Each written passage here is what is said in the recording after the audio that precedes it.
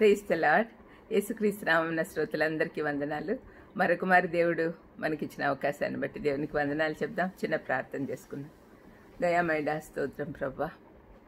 తండ్రి, ప్రార్థన యొక్క ఆవశ్యకత యేసు ప్రభువే ప్రార్థనలు చేసినాడు అనే విషయము ఈరోజు ధ్యానించుకుంటుండగా మీరే మాకు అర్థమయ్యే విధంగా చెప్పమని, నన్ను కేవలం మీ స్వరంలాగానే వాడుకోమని యేసుక్రీస్తు నామమున వేడుకొంచున్నాను తండ్రి.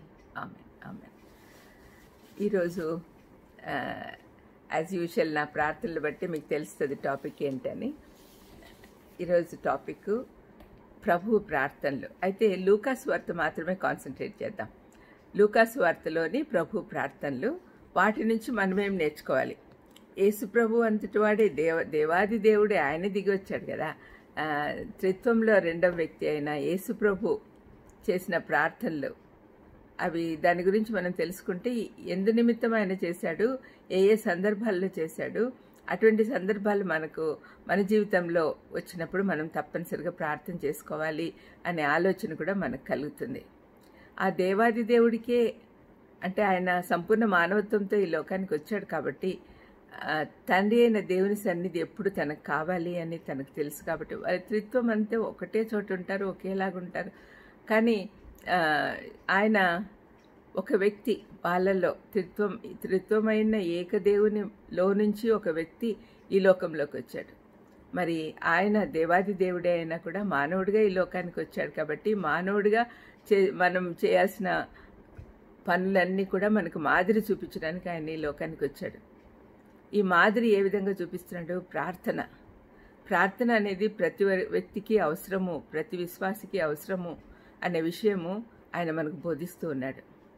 ప్రార్థన అనేది చాలా అవసరం మన జీవితంలో. ప్రార్థన ద్వారా మనం దేవునితో మాట్లాడుతూ ఉంటాం. ప్రార్థన ద్వారా ఆయన సన్నిధి మనం అనుభవిస్తాం. ప్రార్థన ద్వారా ఎన్నో మంచి పనులు జరుగుతూ ఉంటాయి. ప్రార్థన లేకుంటే మనము ముందుకు పోలేం. ప్రార్థన ద్వారా ఆయనతో మనం కలిసి ఉంటే throughout the day thank you lord అనడము, ప్లీజ్ లార్డ్ అనడము, బీ విత్ మీ లార్డ్ అని చిన్న చిన్న ప్రార్థనలు చేసుకుంటూ ఎప్పుడు కూడా ఆయనతో సహవాసం చేస్తూ ఉండాలి. అదే యేసు ప్రభు కూడా చేశాడు. ఆయన తండ్రితో ఎప్పుడు కనెక్షన్ పోలేదు కదా. ఆయన తండ్రి అయినా ఆయనే తండ్రి. మరి ఆయన మానవుడిగా ఈ లోకానికి వచ్చినప్పుడు మనకు చాలా మాదిరి చూపించాడు. ఆ మాదిరిలు చూపించడంలో ప్రార్థనా జీవితం కూడా ఒకటి.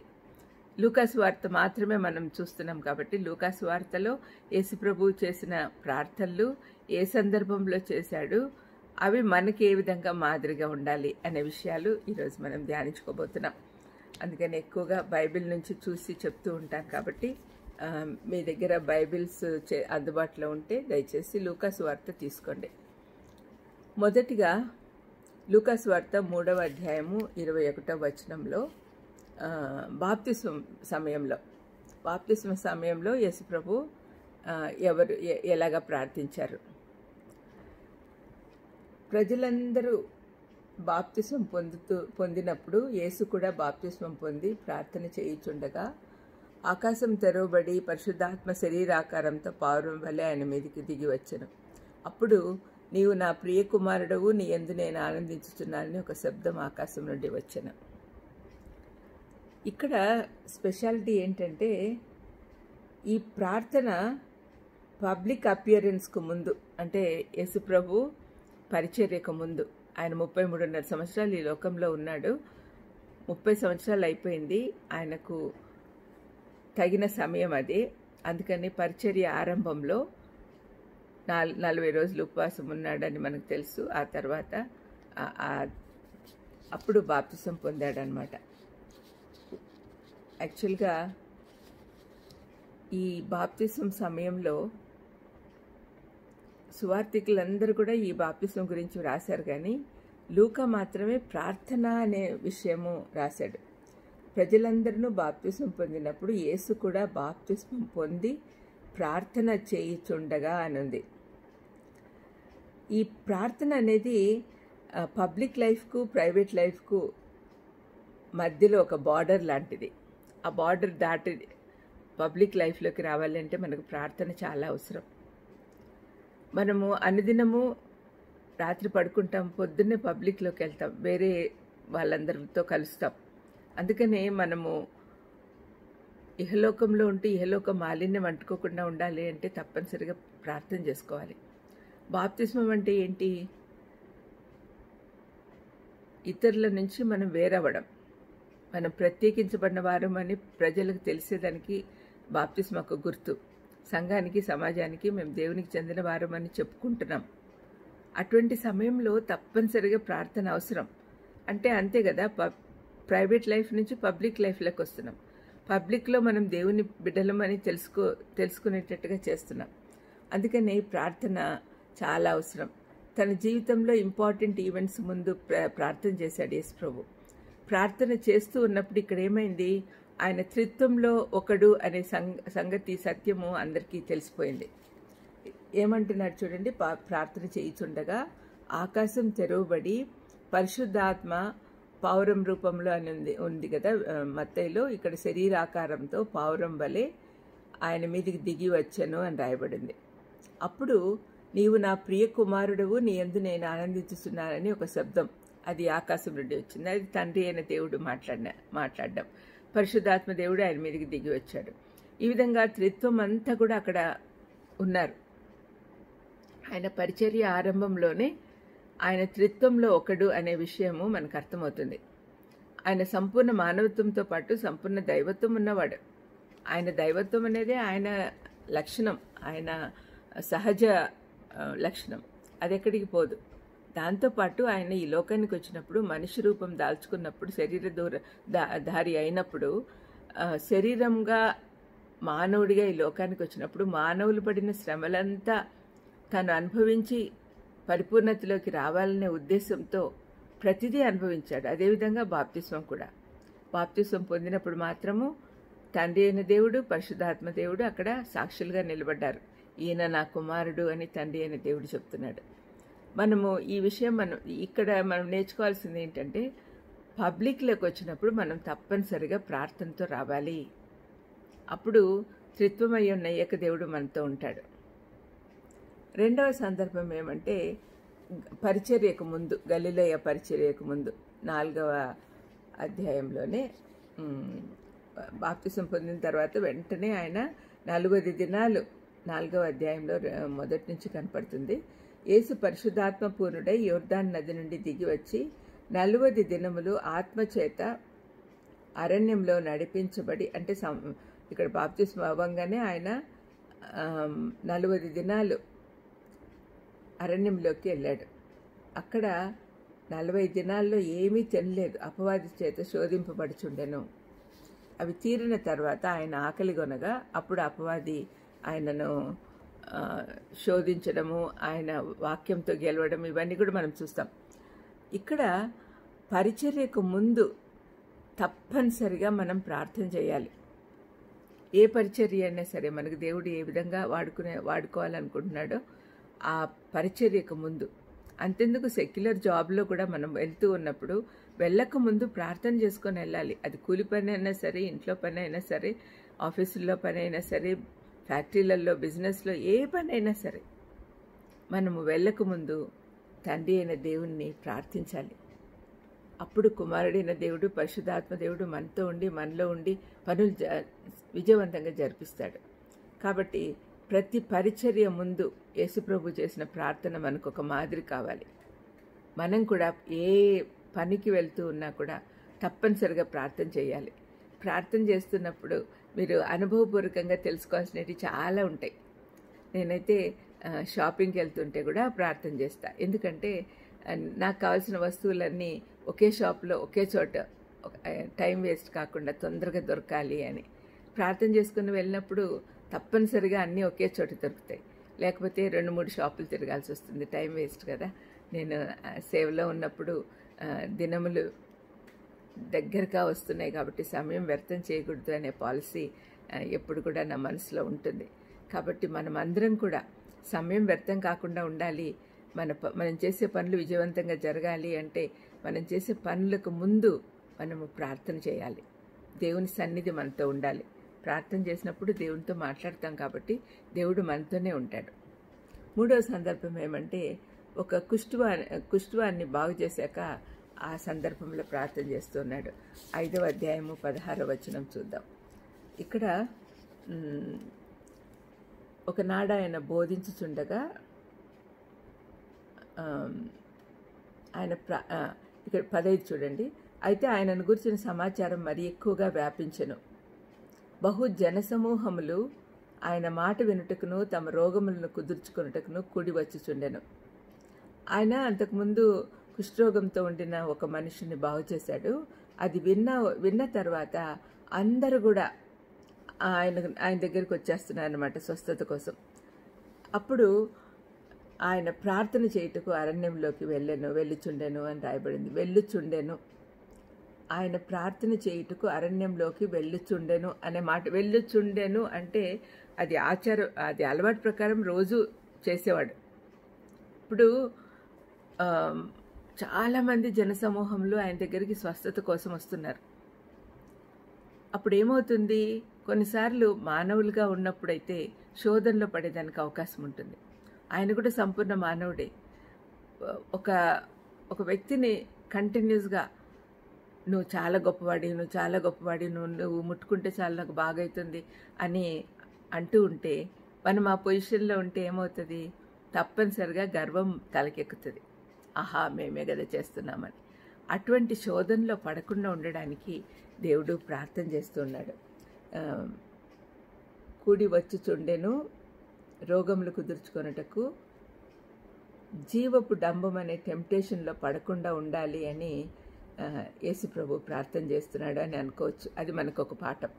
ఆయన ప్రార్థన చేయుటకు అరణ్యంలోకి వెళ్ళొచ్చుండెను అంటే కంటిన్యూస్గా అది రెగ్యులర్గా జరిగే ప్రాసెస్ అన్నమాట. ప్రజెంట్ కంటిన్యూస్ టెన్స్ అంటారు. మరి కంటిన్యూస్గా ఆయన ఎప్పుడైనా ఇట్లాంటి పరిస్థితి వచ్చినప్పుడు ప్రార్థన చేస్తూ ఉన్నాడు. మనం కూడా అదేవిధంగా ప్రార్థన చేస్తూ ఉండాలి. ఎలాంటి టెంప్టేషన్స్లో పడకుండా, జీవపు డంబము అందరూ మెచ్చుకుంటూ ఉంటే చాలా తలకెక్కుతుంది మైకం, అట్లాంటిది రాకుండా ఉండాలని మనం ప్రార్థన చేస్తూ ఉండాలి. 4వ సందర్భం ఏమంటే, 12 మంది శిష్యుల్ని ఎన్నుకొనక ముందు ఒక రాత్రంతా ప్రేయర్లో గడిపాడు యేసయ్య. తన తర్వాత తన బాధ్యత నెరవేర్చే వాళ్ళే కాబట్టి వాళ్ళ కోసము మంచి వాళ్ళు దొరకాలి అని ప్రార్థన చేశాడు. 6వ అధ్యాయం 12వ వచనం. ఆ దినముల యందు ఆయన ప్రార్థన చేయుటకు కొండకు వెళ్ళి దేవుని ప్రార్థించుట యందు రాత్రి గడిపెను. ఆ దినముల యందు అంటే తన శిష్యులను ఎన్నుకునే సమయంలో ఆయన ప్రార్థన చేయుటకు కొండకు వెళ్ళి, అంటే దూరంగా, మనుషులకు అందరికీ దూరంగా వెళ్ళి దేవుని ప్రార్థించుట యందు రాత్రి గడిపెను. All night prayer before selecting his partners. ఇది మనతో పాటు పనిచేసే వాళ్ళు, వివాహం కాని వాళ్ళు, వాళ్ళ సహకారుల కోసం ఎదురు చూసేటప్పుడు తప్పనిసరిగా ప్రార్థన అవసరం అండి. మనతో పాటు పనిచేయడమే కాకుండా యేసుప్రభు శిష్యులు ఆయనతో పాటు 3.5 సంవత్సరాలు ఉన్నప్పుడు నేర్చుకునింది, తర్వాత ఆయన వెళ్ళిపోయిన తర్వాత సకల లోకానికి ప్రకటించాలి. అది వాళ్ళ డ్యూటీ, వాళ్ళకి దేవుడు పెట్టే బాధ్యత. మనందరికీ కూడా అదే బాధ్యత ఇస్తున్నాడు. ఆ బాధ్యత నెరవేర్చడానికి అని వాళ్ళు కమిట్మెంట్తో లాయల్గా ఉండాలి అంటే మంచి వాళ్ళని ఎన్నుకోవాలి. యేసుప్రభు మంచి జ్ఞానం అనుగ్రహించి, మంచి నడిపింపు అనుగ్రహించి వాళ్ళనే నా దగ్గరికి వచ్చేటట్టు చెయ్యి అని తండ్రిని వేడుకుంటూ ఉన్నాడు. ఆల్ నైట్ ప్రేయర్ చేస్తాడు. ఏదైనా ముఖ్యమైన పనులు ఉన్నప్పుడు మనం తప్పనిసరిగా ప్రార్థనలో ఎక్కువ సమయం గడపాలి. మనం ప్రార్థన చేసేటప్పుడు మనకు మంచి సహకారులు ఏర్పడాలి. మీరు మామూలుగా తెలుసుకుంటారు కదా, birds of the same feather flock together అని.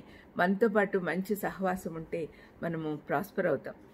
దుష్టుల ఆలోచన చొప్పున నడవక, పాపల మార్గంలో నిలువక, అపహాసకులు కూర్చుండి చోట కూర్చుండక, మీరు దివారాత్రము దేవుని వాక్యం ధ్యానించండి అని కీర్తనకారుడు చెప్పినట్లు, ఇహలోక పరంగా ఏమో అంటారు, 6 నెలలు సహవాసం చేస్తే వాళ్ళు వీళ్ళవుతారని. మరి మంచి వాళ్ళతో సహవాసం చేస్తే ఓకే, కానీ చెడ్డవారితో సహవాసం చేయకూడదు. కాబట్టి మంచివారే మన దగ్గరికి రావాలి అనే ఆశతో మనం ప్రార్థించినప్పుడు దేవుడు తప్పనిసరిగా మన ప్రార్థన ఆలకిస్తాడు. ఆయన తర్వాత వాళ్ళకి తన బాధ్యత అప్పగించాలి కాబట్టి తప్పనిసరిగా వాళ్ళ కోసం ఆయన ప్రార్థన చేశాడు. తర్వాత 9వ అధ్యాయము 18లో మనం చూస్తే ఇక్కడ శిష్యుల్ని ఆయన వాళ్ళందరూ కూడా ఇక్కడ ఒక సందర్భంగా 5 రొట్టెలు 2 చేపలు 5,000 మందికి పంచడం అయిపోయింది కదా.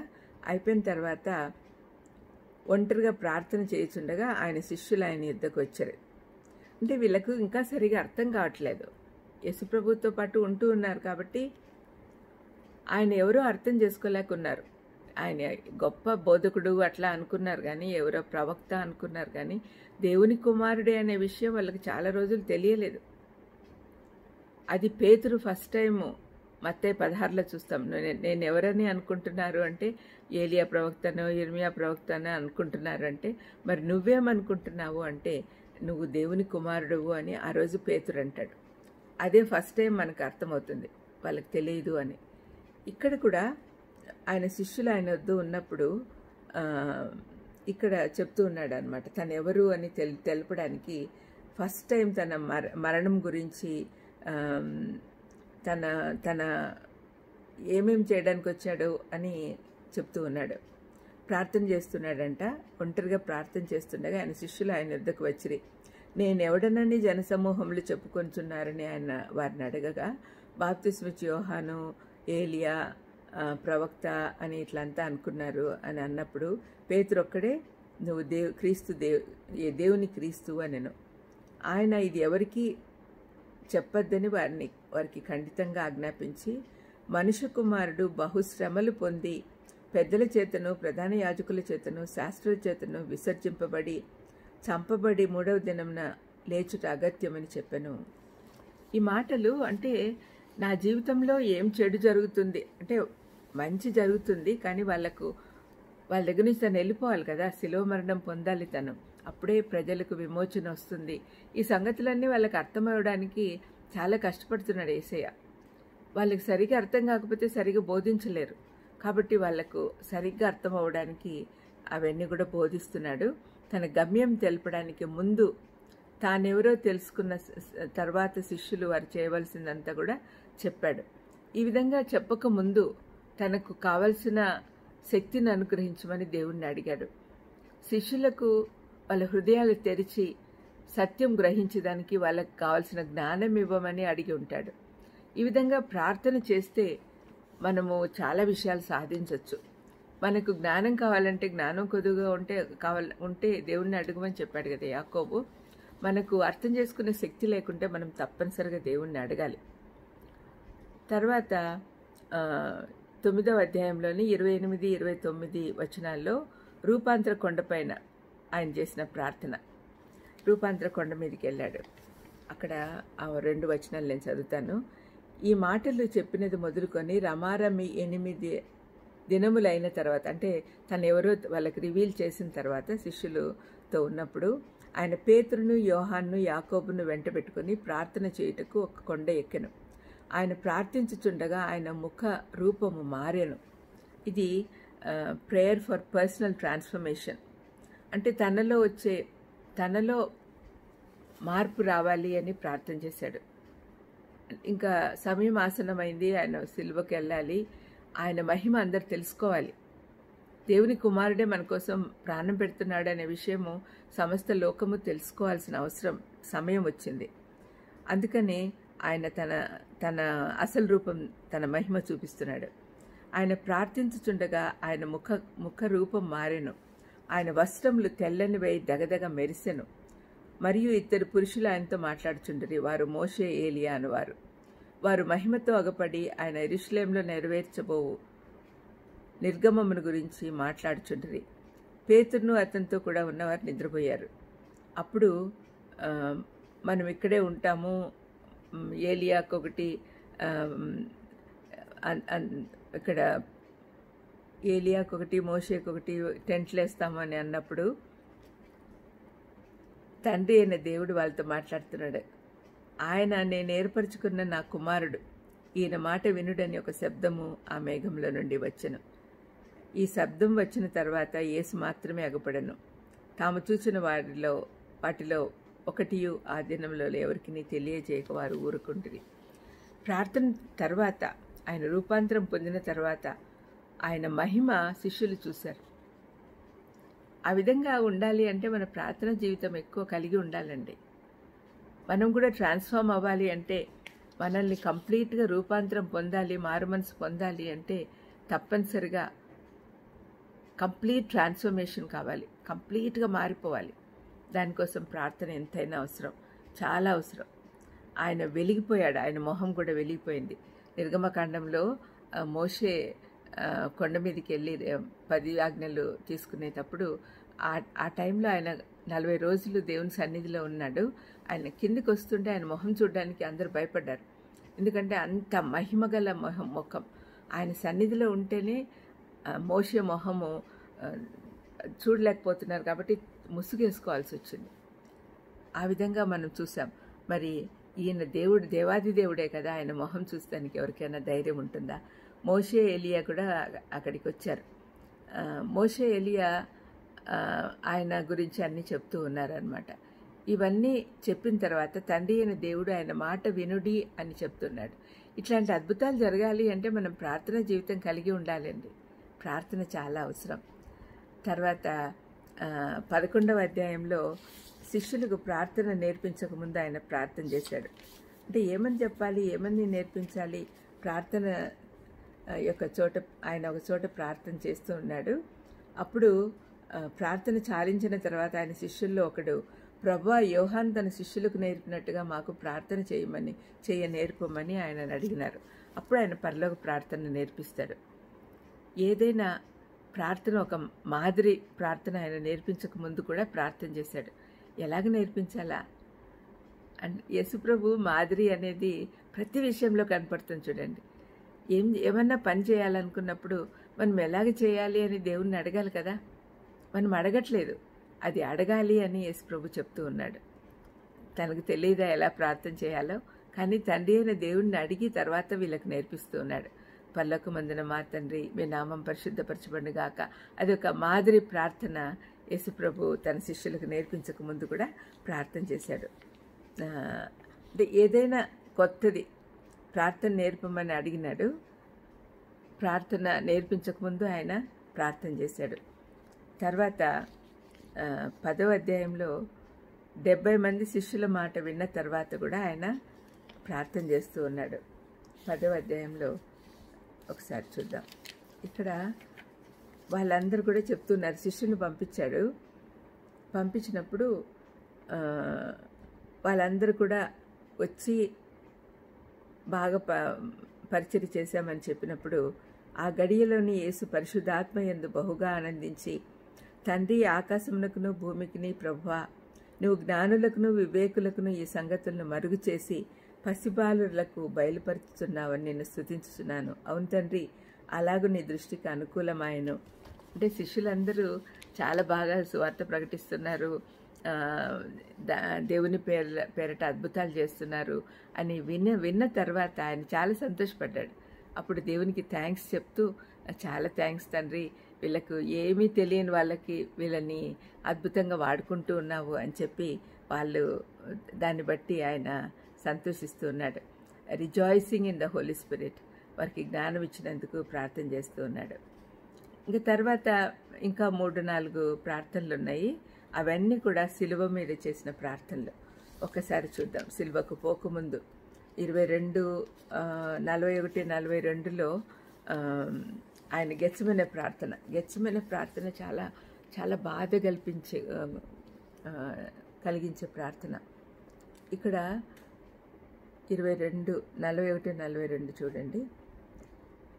తర్వాత ఆయన బయలుదేరి తన వాడుక చొప్పున ఒలీవ కొండకు వెళ్ళగా శిష్యులను ఆయన వెంట వెళ్ళి ఆ చోటు చేరి ఆయన వారితో, మీరు శోధనలో ప్రవేశించుకుంటున్నట్లు ప్రార్థన చేయడని చెప్పి వారి యొద్ద నుండి రాతి వేత దూరం వెళ్ళి మోకాల్లోని, తండ్రి, ఈ గిన్నె నా యొద్ద నుండి తొలగించుటకు నీ చిత్తమైతే తొలగించుము అని చెప్పి ప్రార్థన చేస్తున్నాడు. అంటే దేవుని చిత్తంలో మనం ఉండాలి అంటే మనం ప్రార్థన చేయాలి, మనకు అంత శక్తి ఇవ్వాలి. నీ చిత్తమే సిద్ధించును గాక అని ప్రార్థించాడు యేసుప్రభువుకు తెలుసు దేవుడి చిత్తం నెరవేర్చడానికి తను వచ్చాడు, తన ప్రాణం పెట్టాలని తనకు తెలుసు. అయినా కూడా తండ్రి అయిన దేవుని సన్నిధిలో ప్రార్థన చేస్తున్నాడు. నీ చిత్తమైతేనే నాకు జరిగించు, మీ చిత్తమైతే ఈ గిన్నె నా నుంచి తొలగించు అని చెప్పి ప్రార్థన చేస్తున్నాడు యేసయ్య. ఆయన చిత్తంలో నడవాలి అంటే మనకు ప్రార్థన చాలా అవసరం. తర్వాత రెండవసారి కూడా ప్రార్థన చేస్తున్నాడు. ఆ ప్రార్థన చేసేటప్పుడు తండ్రి అయిన దేవుణ్ణి తను విడిచిపెట్టాల్సి వస్తుంది సిలువలో అని చెప్పి ఆయనకు తెలుసు కాబట్టి ఆయన చాలా వేదనతో ప్రార్థన చేస్తున్నాడు. మనం కూడా ఏదైనా కష్ట సమయంలో కన్నీటి ప్రార్థన అవసరం. యేసుప్రభు ఎంత వేదన అనుభవించాడంటే ఆయన చెమట రక్తంగా కారింది అని రాయబడి ఉంది. మరి అటువంటి భయంకరమైన స్థితిలో కూడా ఆయన ప్రార్థన చేస్తూ ఉన్నాడు. 44లో ఆయన వేదన పడి మరింత ఆతురంగా ప్రార్థన చేయగా ఆయన చెమట నేలపడుచున్న గొప్ప రక్త బిందువులు ఆయన అని రాయబడి ఉంది.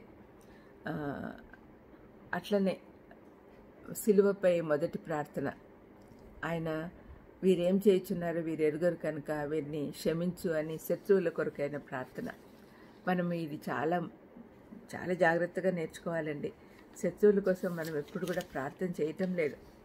శత్రువులు నాశనం అవునుగాక అని ప్రార్థన చేస్తున్నాం, కానీ వాళ్ళను క్షమించు, వాళ్ళు ఏం చేస్తున్నారో వాళ్ళకి తెలియదని యేసుప్రభులాగా ఎప్పుడన్నా ప్రార్థన చేశామా? ఒకసారి ఆలోచించండి. మనకు దేవుడు ప్రతిదానికి మాదిరి చూపిస్తూ ఉన్నాడు. మనం కూడా శత్రువుల కోసం ప్రార్థన చేయాలి. ఆయనను ఎంత శ్రమ పెట్టారో మనకు తెలుసు. చివరి ప్రార్థన ఆయన తండ్రి నీ చేతికి నా ఆత్మను అప్పగిస్తున్నాను అని చెప్తూ ఉన్నాడు. అది సిలువ మీద చేసిన చివరి ప్రార్థన. అంటే మనకు దేవుడే అప్పచెప్పిన పనులన్నీ పూర్తి చేసుకొని చివరిగా ఆయన చేతికి మనల్ని మనం అప్పగించుకోవాలి. మన ఆత్మల్ని దేవుని దగ్గరికి అప్పగించుకున్నప్పుడు ఆయన స్వీకరించాలి అని ప్రార్థన చేయాలి. అది యేసుప్రభు మనకు చూపించిన మాదిరి. ఈ విధంగా ప్రార్థన చేయాలి అని మనం ఒక నిర్ణయం తీసుకోవాలి. ప్రతి విషయంలో కూడా యేసుప్రభు చెప్పిన ప్రార్థనలన్నీ మనం విన్నాం కదా. ఒక్క లూకా సువార్తలోనే మనం చూసాం. బైబిల్లో అనేక ప్రార్థనలు ఉన్నాయి. మరి ఆ ప్రార్థన అంతా కూడా యేసుప్రభు ఎందుకు చేశాడు, ఎప్పుడు చేశాడు అనే విషయం మనం ఆలోచిస్తే మనం కూడా అట్లాంటి పరిస్థితుల్లో చెయ్యాలి అనే సంగతి మనకు తెలుసుకోవాలి. ప్రార్థన చేసుకుందాం. దయామేడ యేసునాయన స్తోత్రం ప్రభా. తండ్రి ప్రతి విషయంలో యేసుప్రభు ఏ విధంగా ప్రార్థన చేశాడో అదేవిధంగా మేము కూడా ప్రార్థన చేసేది మాకు నేర్పించమని యేసుక్రీస్తు నామమున వేడుకొంచున్నాను తండ్రి. ఆమేన్. God bless you.